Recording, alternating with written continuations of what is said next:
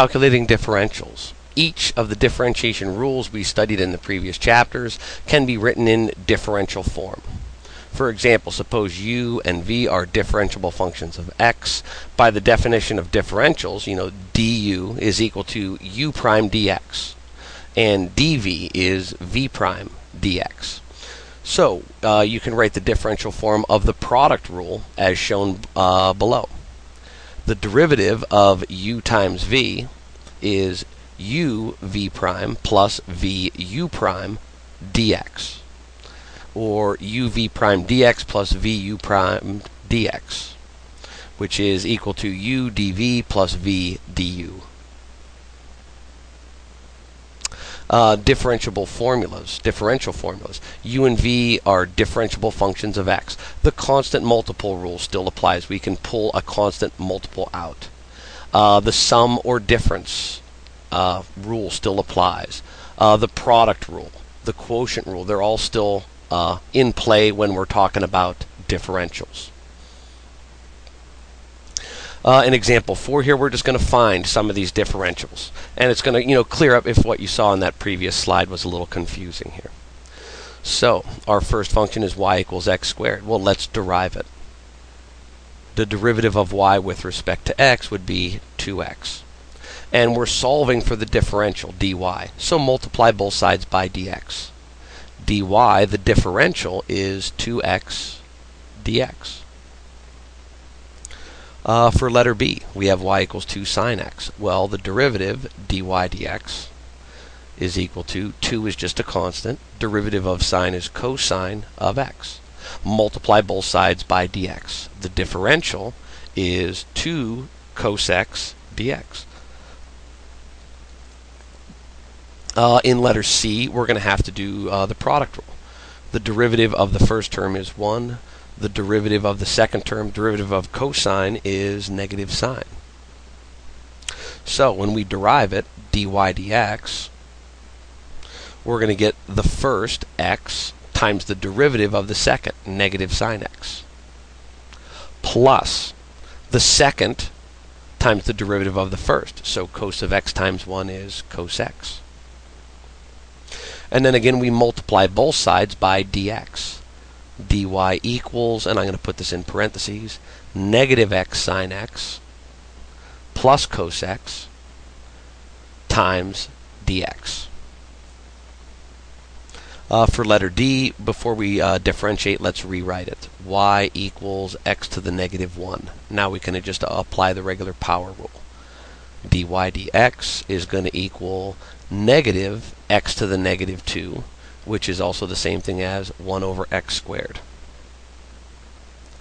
And that's negative 1 over x squared. Multiply both sides by dx. Dy equals negative 1 over x squared dx.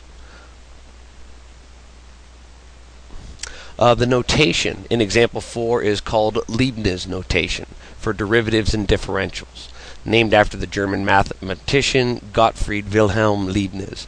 The beauty of this notation is that it provides an easy way to remember several important calculus formulas by making it seem as though the formulas were derived from algebraic manipulation of differentials. For instance, in Leibniz notation, the chain rule dy dx equals dy du times du dx would appear to be true because the du's divide out, and then we just have dy over dx. Even though this reasoning is incorrect, the notation does help people remember the chain rule. And here's my buddy Gottfried. Both Leibniz and Newton are credited with creating calculus. It was Leibniz, however, who tried to broaden calculus by developing rules and formal notation. He often spent days choosing an appropriate notation for some new concept. Example 5, we're going to find the differential of a composite function. So, there's this little chain rule here. When we take the derivative, we're going to have dy, the derivative of y with respect to x, and here the derivative of sine is cosine of the same 3x, and the chain rule says we have to multiply by the derivative of this inner function, so times 3.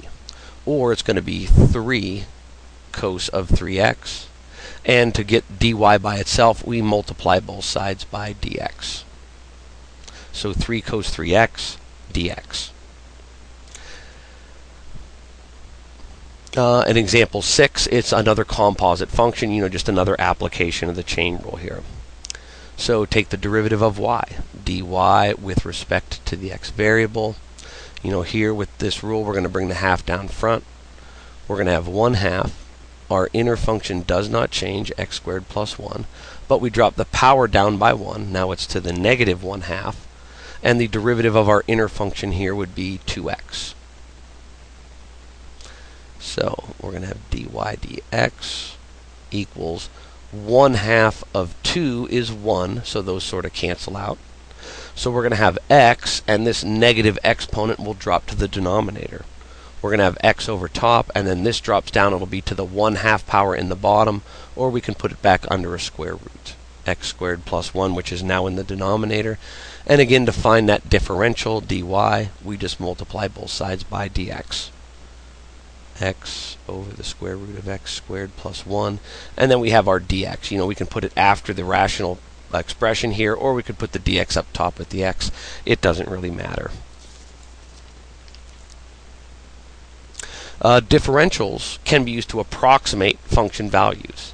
To do this for the function given by y equals f of x, we use the following formula, which is derived from the approximation delta y equals f of x plus delta x minus the original f of x, which is approximately dy, the differential.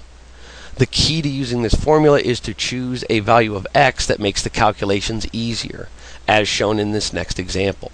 This formula is equivalent to the tangent line approximation given earlier in the section. So here in example 7, approximating a function value, use a differential to approximate the square root of 16.5. So our function f of x is simply the square root function, square root of x. And if we take the derivative, f prime of x, that is 1 over 2 square root of x. And f of x plus delta x is equal to, or approximately equal to, f of x plus f prime of x dx,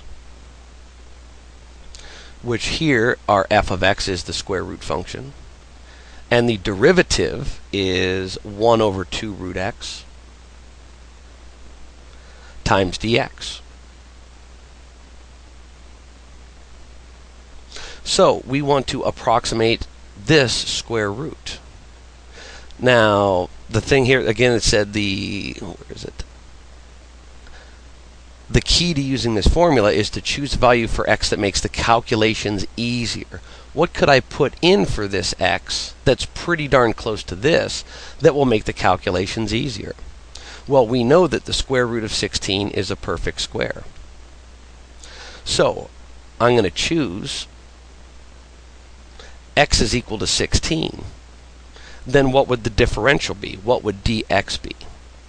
Well, the original problem says 16.5. If we're going to use 16 as x, our change in the x value would be 0.5.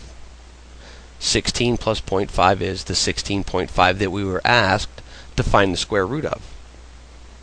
So, if we choose that x value to make our computations easier, our f of x plus delta x is going to equal, I'm just going to plug in 16s here, the square root of 16 plus 1 over 2 square root of 16 times dx. And our leftover piece, our dx, was 0.5. Now this computation won't be hard at all. The square root of 16 is 4. Plus, we're going to have 1 over 2 times the square root of 16. Well, the square root of 16 is still 4. Times 2 is 8. And then we're going to multiply that second term by 0.5, or times a half. And that's going to become 4 plus 1/16 when we multiply straight across. And if we punch that into the calculator, that's going to turn out to be 4.0625. So our approximation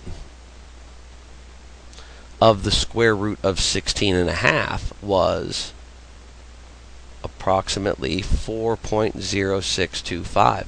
How close were we to the actual square root of 16.5? Well, if you punch that into the calculator, the actual square root is 4.0620. So we were only off 0.0005. Not too bad. And let's check that out graphically. The tangent line approximation for f of x equals the square root of x at x equals 16 is the line 1/8 x plus 2. So down here in the graph, here's our square root function. We have our tangent line approximation. It's this light blue line, 1/8 x plus 2. And we can see that right around the value of 16, the lines coincide. They're right on top of each other. You can't see any gap in there at all from this distance. For values, x values near 16, the graphs of f and g are close together as shown.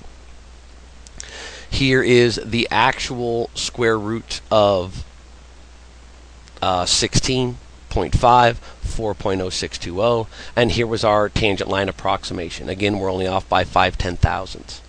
In fact, if you use a graphing utility to zoom in on the point of tangency, you will see that the two graphs appear to coincide. Notice also that as you move farther away from the point of tangency, this linear approximation is going to become less and less accurate.